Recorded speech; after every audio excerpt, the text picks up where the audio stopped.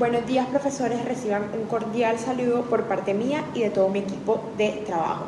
El día de hoy les estaremos presentando nuestro caso clínico, el cual se trata de una fractura de coles descrita en un adulto joven. Iniciamos con la presentación del paciente, el cual es Emilio Alexander Zuleta Gómez, de 19 años de edad, sexo masculino, su lugar de procedencia es Barranquilla, es estudiante de la Universidad del Norte y es soltero. En motivo de consulta, el paciente refiere que se cayó y cree que se partió la muñeca, y lo que traduce el médico es un trauma en muñeca derecha. En la enfermedad actual presentamos a un paciente masculino de 19 años de edad que acude a urgencias alrededor de las 9:30 p.m. por un cuadro clínico de 1 hora de evolución tras sufrir un traumatismo en la muñeca derecha durante un accidente por caída hace 1 hora sobre una mano hiperextendida con muñeca en dorsiflexión al realizar un salto mientras jugaba un partido de fútbol. Refiere que después del accidente percibió una deformidad y limitación funcional evidente en la muñeca. El paciente describe dolor en 6 de 10 en escala EVA al intentar realizar movimientos 2 minutos después del traumatismo. Pasados 15 minutos del accidente observó un enrojecimiento, aumento de la temperatura local y edema inicial en la zona afectada. Y aproximadamente 5 minutos después el dolor incrementa hasta 8 de 10 en escala EVA, acompañado de una intensificación del eritema, un aumento del edema y la aparición de equimosis en la región distal del antebrazo y muñeca. A causa del aumento de la inflamación, sus compañeros le aplican hielo en la zona lesionada, disminuyendo así la tumefacción y el dolor a 7 de 10 en escala EVA, presentando un leve alivio de los síntomas, con lo cual decide acudir a consulta. El paciente niega antecedentes personales patológicos de relevancia.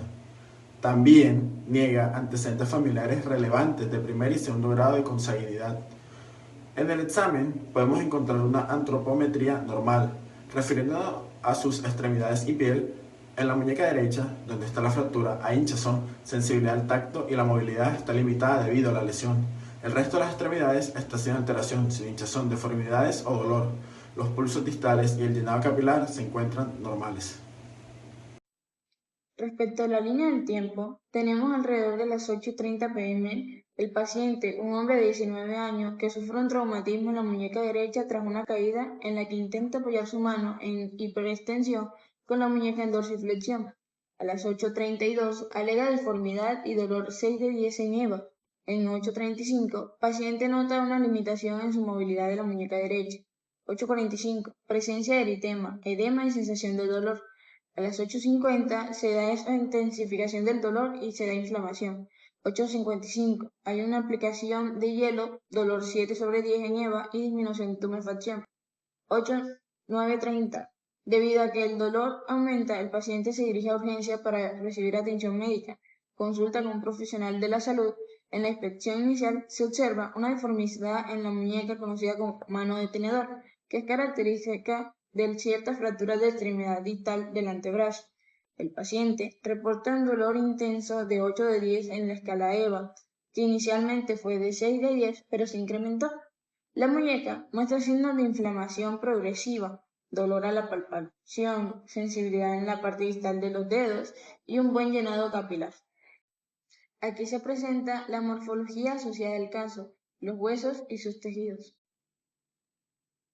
Tras el trauma, el sistema inmune del paciente inicia la respuesta inflamatoria. En este caso, la fractura genera daño a los tejidos involucrados, como lo son el hueso, los tejidos blandos adyacentes, el periósteo y también los vasos sanguíneos que se encuentran en la muñeca.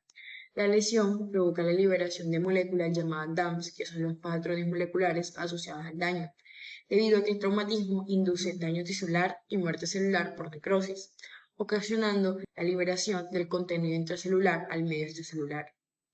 El cuerpo reconoce esto como extraño y así se activan vías de señalización. Es entonces cuando las células centinela, ya sean macrófagos, mastocitos o neutrófilos, reconocen los DAMPs a través de receptores acoplados a su membrana, PRRS, activando la respuesta inflamatoria y liberando mediadores químicos inflamatorios, como la histamina, las citocinas, interleucina 1, interleucina 6, TNF-alfa, óxido nítrico, prostaglandinas, entre otros. Estos mediadores, especialmente la histamina, inducen mecanismos de vasodilatación, es decir, el ensanchamiento de los vasos sanguíneos, lo que provoca un aumento del flujo sanguíneo al tejido afectado, dando lugar a dos de los signos cardinales de la inflamación, calor y eritema. A su vez, se induce el proceso de permeabilidad vascular, donde se da la retracción de las células endoteliales, generando espacios entre células, lo que va a permitir la filtración del líquido y distintas células, favoreciendo así la formación del edema o tumefacción, claro signo de la lesión en el paciente. Estos mediadores también inducen al éxtasis, que es el enlentecimiento del flujo sanguíneo en los capilares del área lesionada.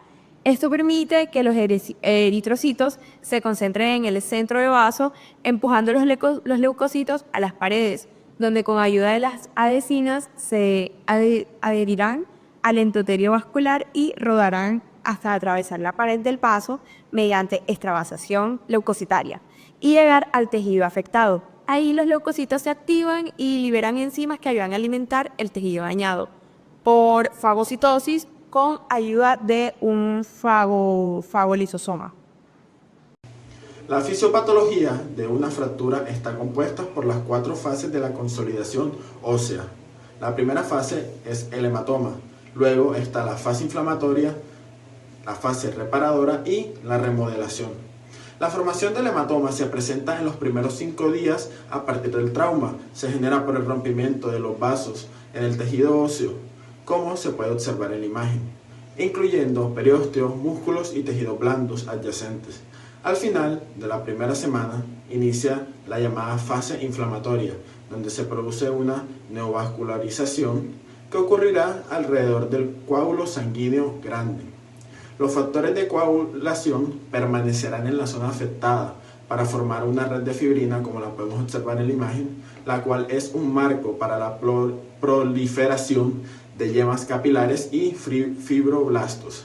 Más adelante, esta red será el tejido de granulación, y con la llegada de los osteoblastos que depositan osteoide, el cual es una matriz ósea orgánica, se formarán prolongaciones o espículas de hueso trabecular alrededor del coágulo. Estas espículas funcionan como base provisional para la futura adhesión de tejido óseo y formación del nuevo hueso. La siguiente fase es la fase de reparación, donde se dará la formación del callo fibrocartilaginoso o callo blando y la formación del callo óseo o callo duro. El proceso inicia con la formación del procallo con la llegada de más capilares. Los fibroblastos producirán el callo fibrocartilaginoso que va a conectar los fragmentos de hueso. Este tejido de reparación alcanzará el mayor grosor al final de la segunda o tercera semana y todavía no es suficientemente fuerte para soportar una carga. Aproximadamente una semana después se dará la formación del callo óseo y primero los osteoblastos van a depositar material óseo en la superficie externa del hueso a cierta distancia de la fractura, tomando como punto de partida las trabéculas de hueso esponjoso previamente depositados por los osteoblastos. La formación de hueso avanza hacia el sitio de la fractura y una vaina ósea va cubriendo el callo. Con el tiempo, este callo fibrocartilaginoso pasa a ser hueso esponjoso o callo óseo. Este finalmente se calcifica hasta formar un hueso maduro.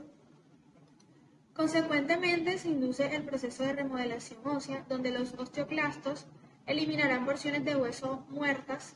Este proceso se llama resorción ósea, donde se retira exceso de material del exterior del hueso y dentro de la cavidad medular, y se deposita hueso compacto para reconstruir todo su cuerpo. El hueso remodelado es casi igual al hueso original, excepto por una área engrosada en la superficie del hueso, lo que prueba la consolidación de la fractura.